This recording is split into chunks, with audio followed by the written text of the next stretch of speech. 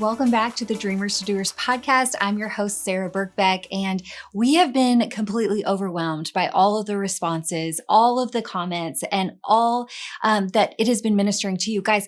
I am loving these conversations, but I'm really glad to hear you are too. So continue to share these with friends. This episode, guys, it's a little intense. I don't know who you're going to want to share this with because we are talking about something just that has been heavy on my own heart. And it is about dethroning self, talking about what it looks like to live like Jesus in a narcissistic culture. That is a intense subject. And I was really honored that I got to sit down with Pastor Colleen Rouse, my dear friends, Taylor Quintini and Felicia Schmitz, and really just be vulnerable and honest about some of our own struggles that we fight through as we're thinking about self-promotion versus servanthood and what it looks like to live out our everyday lives and walking in the calling that God's placed on our life. So I'm really excited for you guys to listen in on this one. It's intense, it's deep, and you're not going to want to miss it. Welcome back to Dreamers to Doers. We're here again with my friends who I feel like we've even gone deeper in relationship because we have talked about some really incredible subjects and topics and things that we're wrestling with, things that we're in the midst of, things that the Lord's really shown us. And if you are just now tuning in for the first time, I would really encourage you to go back and listen to all of the other episodes because this has been really fun and truly a dream come true for me. I feel like this is something that's been in my spirit long before podcasts were really a thing. It was more, we were talking about this yesterday.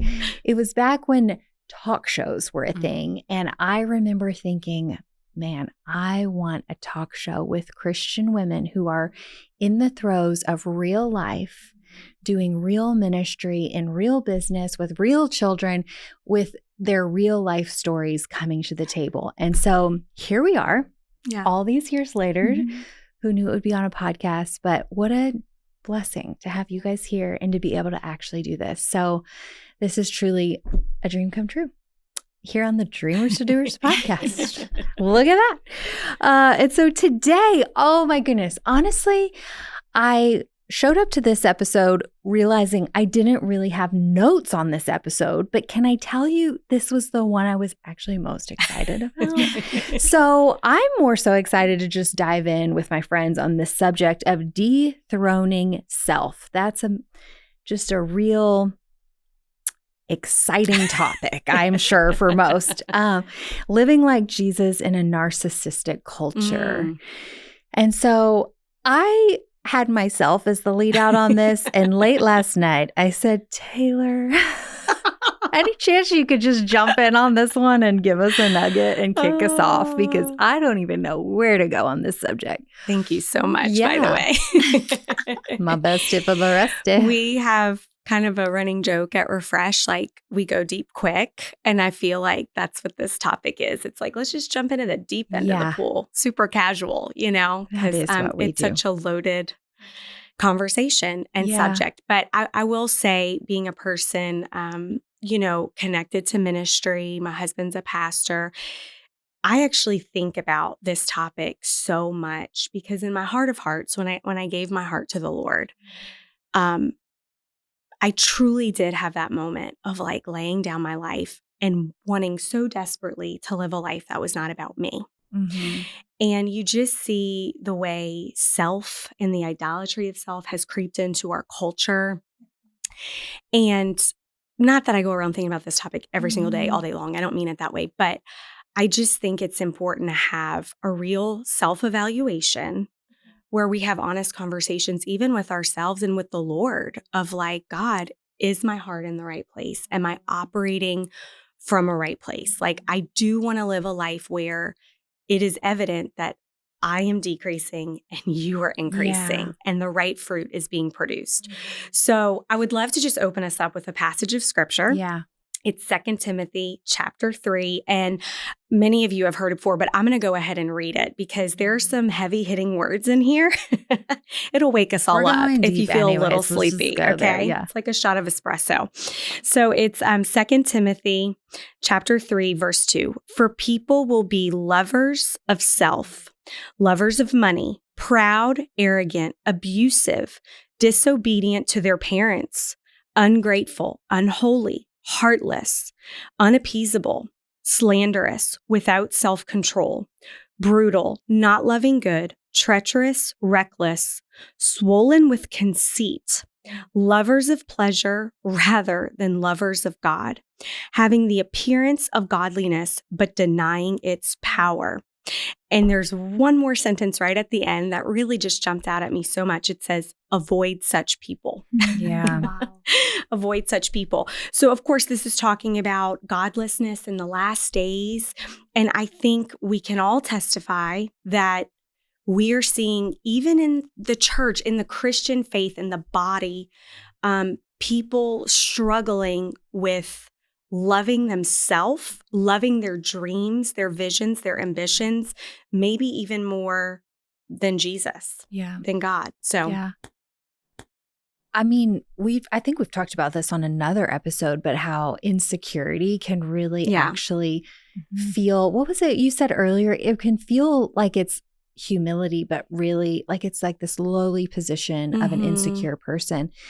But what I realized as growing up as a very insecure girl is this was actually just another way of the enemy to keep me inward focused. And that's not to say that you have to work all these things out before you can do anything. I think that's a big thing to talk about too, of like, okay, I've got to sort myself out before I can step out. Because can I tell you, when I stepped out for the first time to share anything publicly, to start Refresh, I was riddled with insecurity. And it wasn't like, oh, poor girl. It was me so consumed with what is she going to think? What if I get up there, what is this going to make me look like? And it was masked in this just like, oh, I'm just this lowly person who doesn't feel like I deserve to be standing here. I have nothing to say. It was actually such an idolatry of independence on myself and also an idolatry of what others' perception was of me. And so, but I say all that to say, I stepped out despite the chains that were literally shackled around my legs as I would take the stage, and with every time I stepped out, with every time I spoke another message or moved forward with Refresh or came and did a podcast for the first time, it's like those things have continued to break off my life in the movement. I'll never forget driving to, I was asked to speak at CFNI. And at the time this was just felt like too much. Like I just had gone to school there. And I don't know, there's just this anticipation or expectation that I didn't feel adequate to walk into that space and share a message. And so, man, I was just so bound by selfish thoughts, honestly, doubting what I had, doubting who I was, doubting everything, and just this spin out. And I remember I was on the drive there. So it's not like I backed out. It's not like I could back out. So I'm driving there. I told no one about this one because I didn't want anyone to see me fall on my face. I wanted to go by myself. I'm driving there. And I remember just the Spirit of the Lord rose up inside of me. And I knew that this was the fight. This was like the battleground. And here I was. I am getting up there. I am driving there. I have not backed down. I have not let this selfish whatever on me hold me back. And I just started screaming in my car because that felt like the next right thing to do. I'm sure people on the highway, if they saw me, they thought it was crazy. But there was something that happened, and it was like this battlefield of I will keep moving. And as I move, these chains are going to keep breaking off my life. And so Yeah. I think it's this idea that we don't have to have it all together Yeah. to say yes. And really what you're saying is that, I guess the pride really and is connected to this insecurity in a way that the people that are maybe loving themselves, putting themselves on a pedestal or like idolizing self in a way, it's not just the people that are full of themselves and love themselves so much. Yeah. It's like there's this other extreme of that's it right. can present in a way of insecurity because you're just too caught up with how other people may perceive you, how you feel about yourself, rather than what the Lord is saying and gleaning your identity from Him specifically.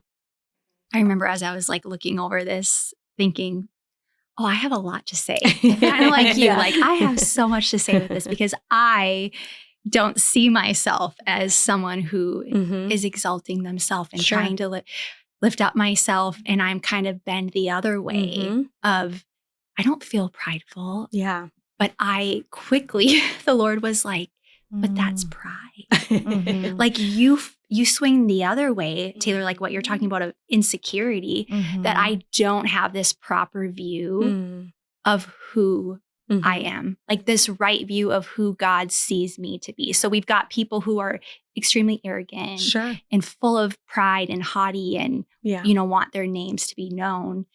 And I don't like connect with that. Yeah, you're not in that category. So I thought, oh, that doesn't mean that I am that type of person. But he quickly was like, no, that's pride. You just swing the other way of insecurity, which is also an improper view of myself in God's eyes. And so it's like you can get caught in that trap of like, I have nothing to offer. Like this lowly state of mind, which he does, like scripture tells us to be poor in, or those that are poor in spirit will see the kingdom. But we have to have a right view of ourselves with God's vision. So it was funny how he quickly he's like, no, you too. Like you do have to speak on this. It's interesting how I feel like every episode there's a pendulum. Yeah. And there's these two sides. And I feel like I've heard someone say this before about walking with the Lord is like walking on the it's almost like two sides that slope down, and it's walking with him on that narrow in between.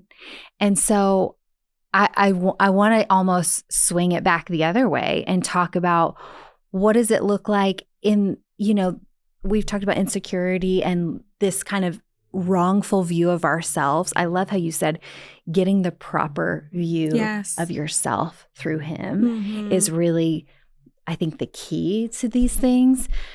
But if we swing it totally back the other way and we talk about this culture that I don't know, is it just, is there really a culture of narcissism? I've never even heard that word before until the last like however many years. Are we, and celebrity Christian and all of these things have erupted in our culture, I feel like, in the last 5 or 10 years. And I'm thinking, what is this about? Like, how does this come about? And how do we continue to live our lives as Christians, as Christian women who do have callings, who do feel called to step out and take the microphone or preach or start a podcast? Or how do we combat that? And Pastor Colleen, it's so wonderful to have you here. And even just as we were talking before, you come in the room and I'm thinking,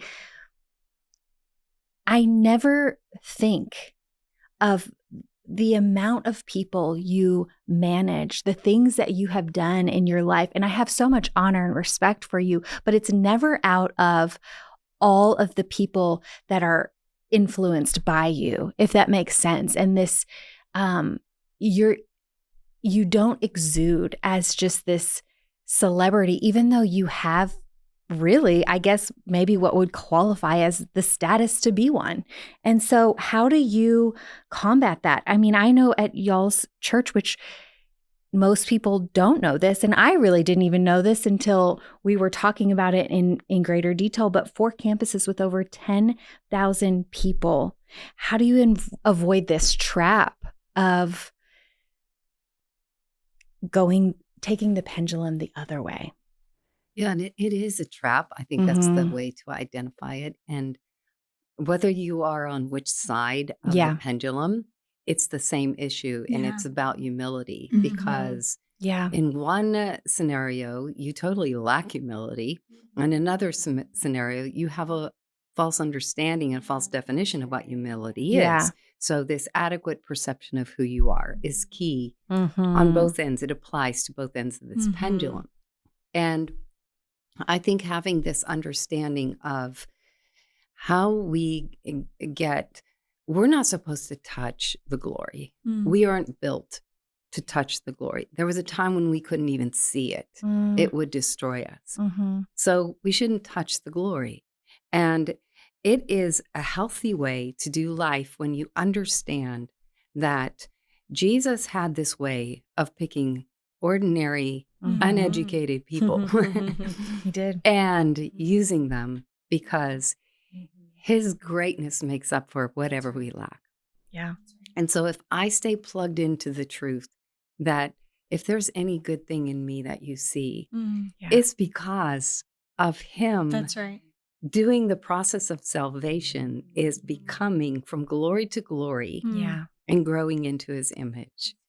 And if I understand that and I'm clear on that and that's settled in my heart and I move from that place, I operate from that, I don't have to worry so much of like, oh dear, what should I say when somebody gives me a compliment? I mean, there was a time in my life I didn't even know how to handle a compliment. I mean, think about us as women. Somebody says, oh, I love your dress. And what do? We say, oh, I paid $25 for that at Walmart. You know, it's like we have to. Oh, I'm so ugly. Right. I just say thank you. That's all you need to do. So as our church began to grow, and as a church grows, so does your notoriety. And you can have notoriety without celebrity. You can handle it in such a way, right? So, and people would come up and as they were blessed by something you said or whatever preached, and some people don't have this adequate sense of who they are and their value. And so they come and they can look at you with a sense of awe. And there's a difference between awe and appreciation. We should have awe of God. We should have appreciation of others who impart into our lives. And so, you know, when they start saying things that would make me feel uncomfortable, because nobody's going to put me on a pedestal, because if they put me on a pedestal, guess who falls off and gets hurt? Me. That's so good. And so I realized, I'm like, Lord, how do I handle those moments? And he said, don't you understand what an incredible moment it is? Because when they come to you in that way with those accolades, you just need to take that moment and turn it and put it on them and put it on me. So in other words, somebody comes up to you and they're just, you know, oh my gosh, I can't believe I'm finally meeting you, blah, blah, blah, blah, whatever. And you just simply turn around and say, and you know what? I can't believe I'm finally meeting you. And you can immediately turn it. So it stops this flow of their unhealthy adoration. That's right. That's so good. And then you don't have to deal with it afterwards because you're helping them. Let me help you get healthy. Let me help you get perspective.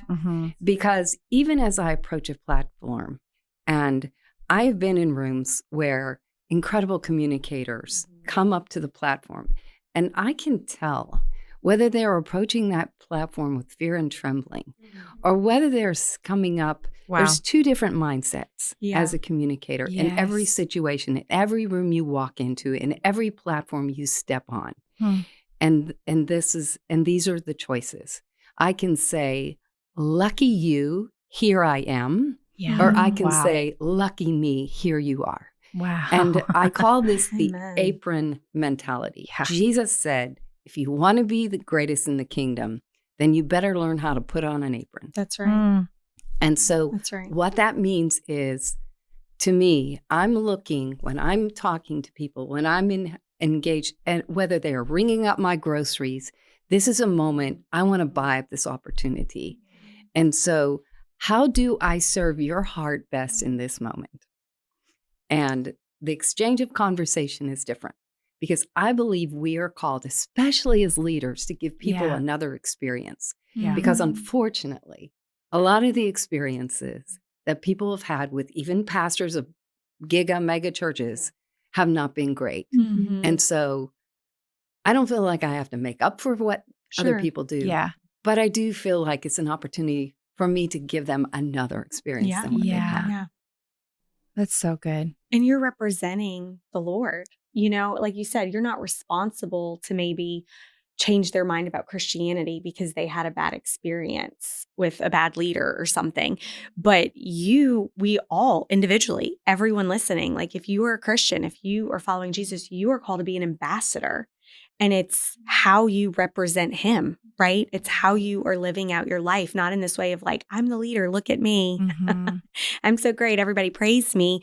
But you are just a representation of the King and living in a way that will bring honor and make him happy. And making it about the one, I feel like that's Yeah. really, and everything you just unpacked about how you don't fall into the trap. I can witness that is how you live your life. And that's how it feels to be on the other side of you, is that there's one and it's you.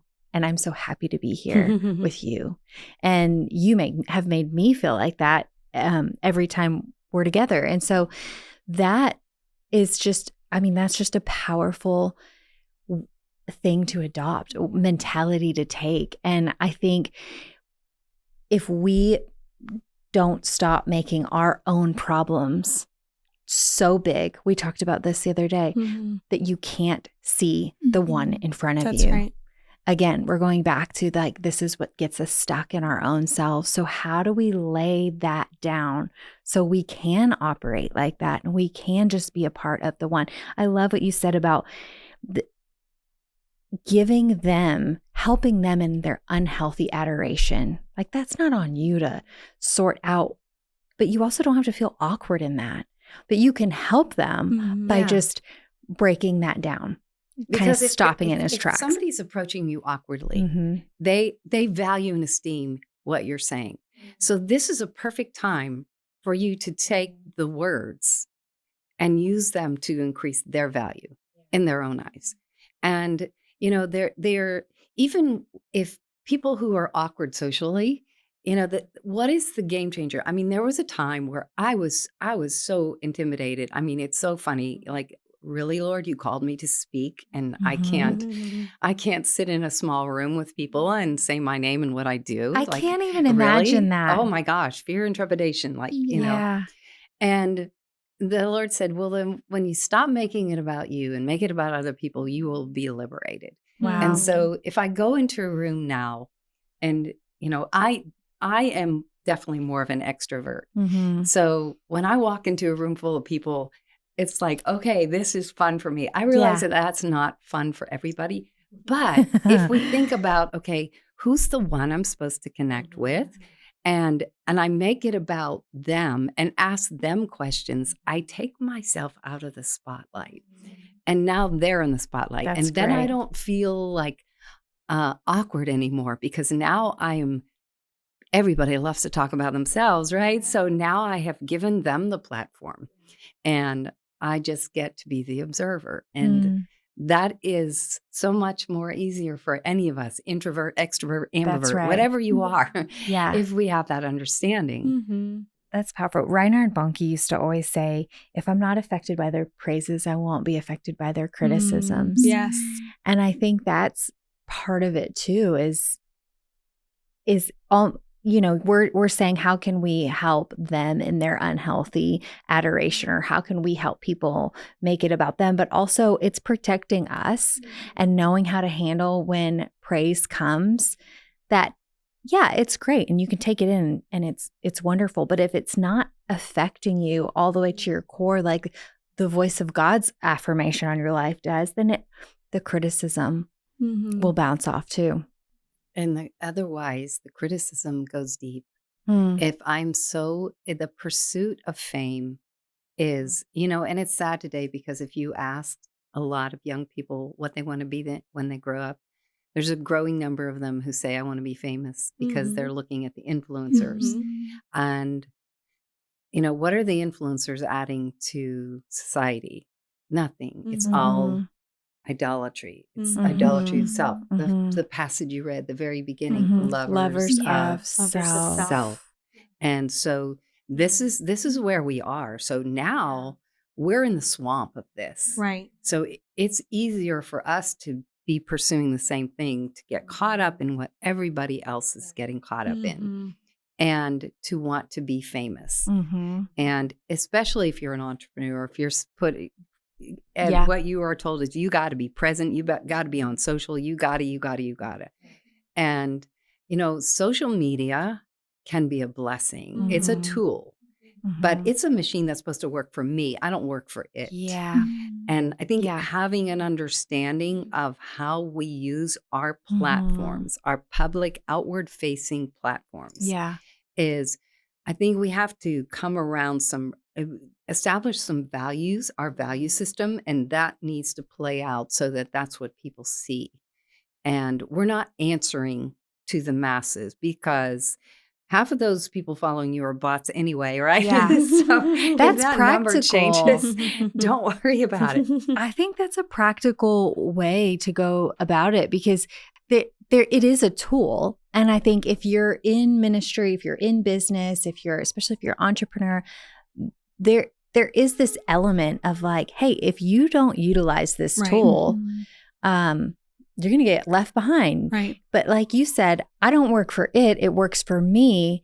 And realizing that the value system, the filter of, is this processing? I feel like we wrestle with this a lot. Sure. And that's a great.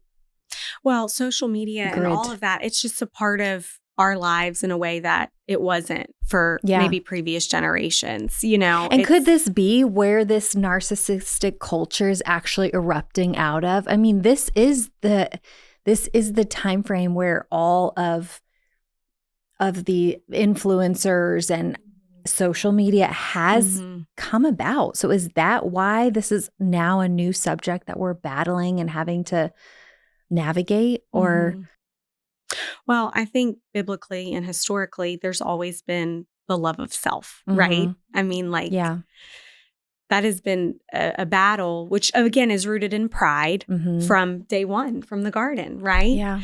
From the fall. And so that is the battle almost between God and man, like our humanistic tendency. I think social media has been a big way for it to play out so publicly, if you will. It's been the opportunity for us to even create and elevate Christian people in a way that's like, oh, look at her, look at that message she spoke. She's amazing. I mean, anything she says is like biblical. And then all of a sudden we're retweeting more than of what she's saying than we are our own Bible. Right. Or we listen to even a clip or a reel from a podcast and it's like, oh, I spent time with the Lord today. That's our But it's a substitutionary thing. Again, as a tool in the hands of God, it's wonderful. And it adds to our life. It can enrich our life. It can be a wonderful servant, but a horrible master, just like money, right? Yeah. So. Well, and sometimes it seems to me like there's a lot of pressure to have a curate an image on social media. Yeah. So rather than putting all my heart energy on curating an image, what if I curate experiences for people? And because at the end of the day in sales, of all the opportunities, of all the platforms, the word of mouth is what sells. Yeah, sure. That's right. And so if I'm not living two separate lives. I'm not two personalities. First of all, I can only keep up with one. I'm just that simple. So what you see is what you get, whether I'm in the pulpit or in Whole Foods. Yeah. So I think that if our focus is, if we're going to curate anything, let's curate an experience for someone else. How are they experiencing us? Because that's what's going to travel. Yeah. Your posts, it's going to come and go, but the experience that others have with you leaves an imprint on them, unlike what social media can. And so just keeping our attention on the right things. Yes. That's right. I think that's what's important. And that's what keeps us in that apron mentality, right? Yeah. I'm here to serve you. That's good. And And maybe every once in a while taking several steps back to evaluate where our heart is. Because I love what you said at the end about it's not money that's evil. Right. It's the love of money that's right. evil. It's not social media that's evil. Right. It's the love of self that is evil. That's right. And so, you know, just like we haven't done away with money, I mean, not saying you can't do away with social media because that's probably great, but you don't have to. And utilizing it as a tool, stepping back, taking evaluation. You know what I think is interesting? Truly, if I'm on social media and I have a friend or I see someone who posts a lot, even like frequently, and is sharing their life, sharing different things, it's not that act bothers me or offends me, or I'm like, oh, look at her. She thinks she's better than everyone. It, for me, is totally fine. And a lot of times it's things I enjoy seeing. If I know that's who that person is authentically, right? It's like, because it's for one and the same for me. And I know she might be posting about her vacation or her trip, but I know she's a real person with real struggles. And if I'm close with her, I get that inside look at it. It's when I think you see the things on the public platform and then you have an encounter face-to-face, one-on-one, whatever it is, at Whole Foods maybe, in a room, something, and you realize there's this huge disconnect. Yeah. And then it's hard because you've lost the authenticity. And so then all of a sudden the posting and the sharing bothers you because you feel like, man, you're a different person in real life. And there's this big just divide. Or it just causes like an awkward tension with people because I'm like now coming to you, I'm like, I know everything about all your kids and your dog's name, but we've never had a conversation. Yeah. You know, and I'm like watching the backstory of your life without having even had time across the table with you. And so I think that it's made us socially awkward a little bit too. Absolutely. Just another thing to even consider as we're thinking about what are the values? Like, what's the reason I'm even doing this? What am I trying to curate an image, or am I trying to make a difference in people's lives because that's what God's called me to do? That's right. Yeah. You put it out there in faith and you just, I intentionally will not look at how many likes I got on a post and try to have somebody else manage that for me, even though I'm doing posting. Yeah. Because I don't want to answer to that. I mean, I pay attention to my screen time. That's healthy. And like, oh, have you ever noticed your screen time is always more than you ever thought you was doing?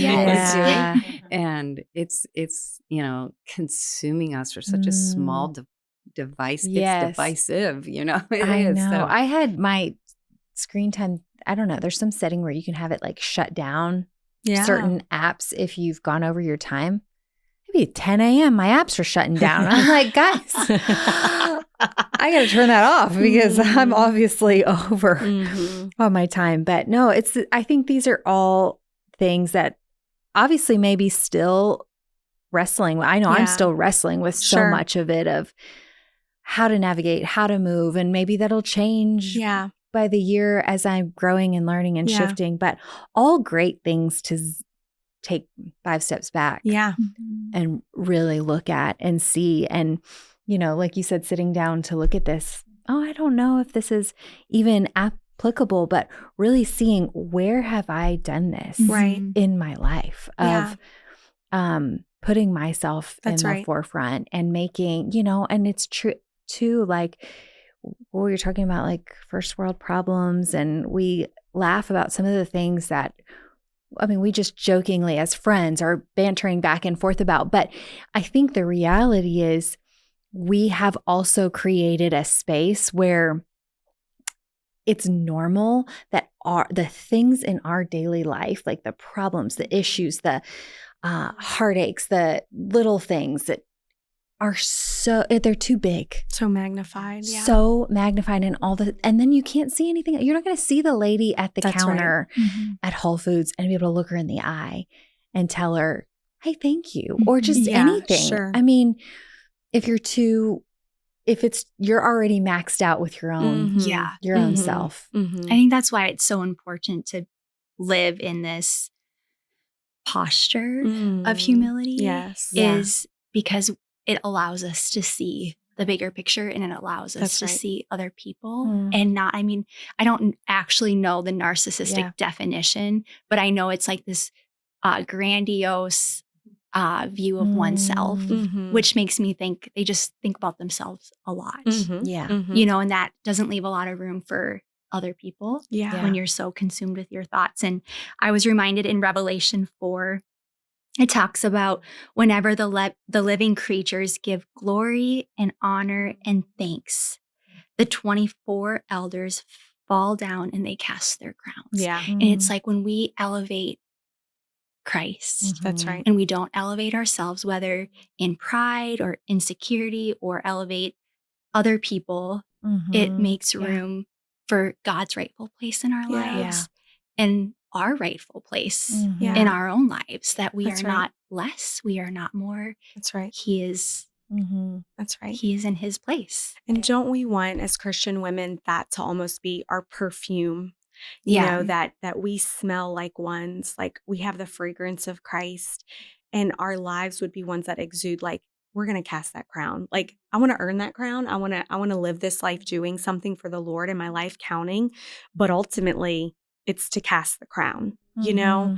And I think if we ourselves, we're not worried about the whole society as a whole, like the whole culture loves themselves, the whole culture is this and that, you know, but if we worry about our own hearts and that being sort of our posture, like you talked about, Felicia, that will exude to others around us easily, you know, and then they adopt that as well. I think that's almost how we really see a culture shift. Can you walk in a room? I don't care how big of a leader you are. You know, Sarah is the leader and the visionary of Refresh.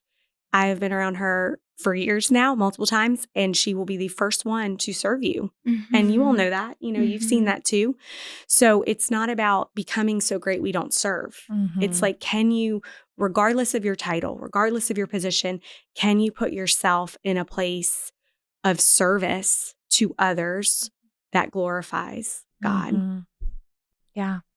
You know, one of the things that I think we all struggle with is we can feel like we're not appreciated. We're not seen, especially in this culture where everyone is competing to be seen. And so this becomes a real dilemma, especially if we are doing something. We are adding value. We are doing things and we're not recognized for it. How do you reconcile that? Well, it's that passage you just read in Revelations. I was in a situation like this where doing something and totally not seen. And it was starting to frustrate me. Like, why isn't this appreciated? And I wasn't necessarily looking for credit. I was looking for some appreciation. But we can be wanting credit too. And I'm not saying it's wrong to want credit, okay? But I'm reading this passage and all of a sudden it dawned on me, like, you know what? At the end of time, I'm going to take my crown and I'm going to cast it at the feet of Jesus. So if that's where my crown is going to end up, then why don't I do that now? And it freed me up from the need to be noticed, for the accolades, for the attention, for the credit. Because it was also at a time where I was putting things out there and noticing other people taking my quotes and not giving me credit and saying them as if they're their own. And that'll get you, right? And seeing all of this. That's a pet peeve of mine, actually. That really like gets me when people do that. But it's like, well, wait a minute. You were the source of it anyway, not me. It started with God's the Holy Spirit. The crown ends up at the feet of Jesus. Right. Let's go ahead and like move this thing along. Right. So all of my crowns are going to go to the feet of Jesus. Beautiful. So guess what? I give them to him now. That's right. So now I don't have a need for him. And you talk about liberating. It just frees you up. Like, that's fine. Take it. Go bless somebody else with it. I don't need it. I think that's so good. I think this circles it all the way back to how it started, how we started this conversation was, it's really about humility. That is the humble way. And I think that to take it on a real microscope, I probably do this on the regs. Maybe like monthly, I think is kind of when this comes around where I really want to be appreciated. for cooking dinner. Yeah. You know, like, and I just notice I'm getting to the end of myself. I don't have as much energy because it's just that time. And I'll just bang pots really loudly.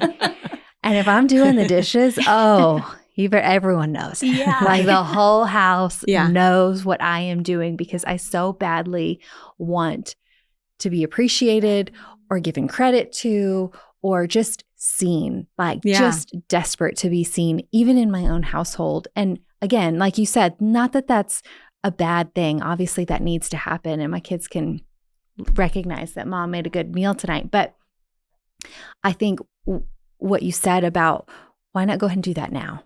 Why not go ahead and take the humble approach and know that this is my greatest honor to serve.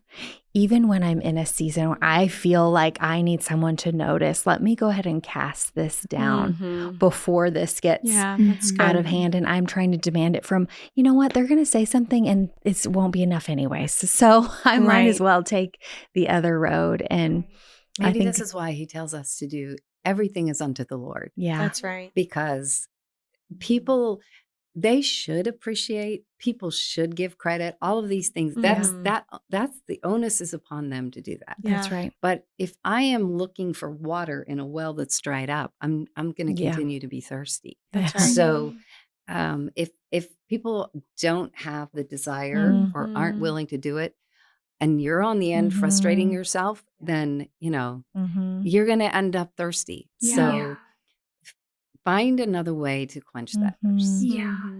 That's powerful. So good. Yeah. Well, I just think I'm going to take this home with me rather than beating the pots and pans as loud as I can so someone notices me. No, I really think this has been just a surprising take on this topic, but I think it was good and it was helpful. And I think humility is not necessarily the thing everyone wants to walk away with, knowing that here's the root of it all. And but what a helpful tool to walk forward like Jesus. That's right. That's right. It's not always the fun, glamorous thing to talk about. So thanks for joining me on this subject, this topic, this hard one today, and we can't wait for the next one.